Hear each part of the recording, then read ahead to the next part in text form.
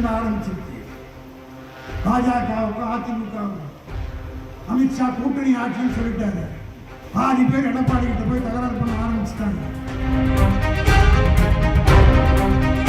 பாஜக எல்லா ஊர்லயும் குடும்பத்தை கலைச்சி கட்சியை கலைச்சி ஆட்சிக்கு வர முடிஞ்சது. நாட்டிலேயே ராமதாஸும் பிள்ளையும் பிரிச்சுட்டாங்க. முறை மோடி பார்லிமெண்ட் எலெக்ஷன் வந்தார். இதே கோயம்புத்தூர் தொகுதி வந்தார்ல, ரோட் ஷோ நடத்தினார்ல, அண்ணாமலைக்கு ஓட்டு கேட்டார்ல, 8 முறை வந்த மோடியே போகும் ஊருக்கு திரும்பி என்று அனுப்பிய மக்கள் தமிழ்நாட்டு மக்கள். கோவை மாவட்டத்திலே சென்ற தேர்தலில் 10 தொகுதிகளிலே நாம் வெற்றி பெற இயலவில்லை. ஆனால் இந்த மாவட்டத்தினுடைய இந்த மண்டலத்தினுடைய பொறுப்பாளராக செந்தில் பாலாஜி அவர்களை தலைவர் அவர்கள் நியமித்த பிறகு வருவதற்கு முன்பாக 8 தொகுதியை தான் திமுக வெற்றி பெற்றிருந்தது.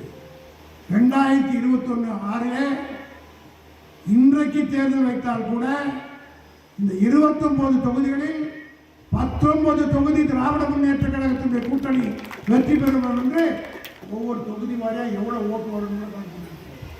7வது முறையாக திமுக ஆட்சிக்கு வரும். இந்த தேர்தல் 7 மாதத்துக்குள்ளாக நேற்றுக்கே சண்டை ஆரம்பிச்சிருக்கு. பாஜகவுக்கும் அதிமுகவுக்கும் அமித்ஷா கூட்டணி ஆட்சின்னு சொல்லிட்டாரு. பாதி பேர் எடப்பாடி கிட்ட போய் தகராறு பண்ண ஆரம்பிச்சுட்டாங்க. 50 சீட்டுன்னு கேட்கறாங்க.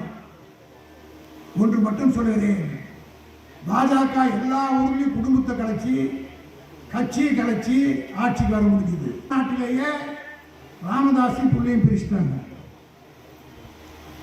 திமுக காரங்கிட்ட மட்டும்தான் மோடியோ அமித்ஷாவோ கட்ட முடிவு என்றால் இதற்கு தலைமையேற்று நடத்தக்கூடியவர் தலைவர் மு.க. ஸ்டாலின்.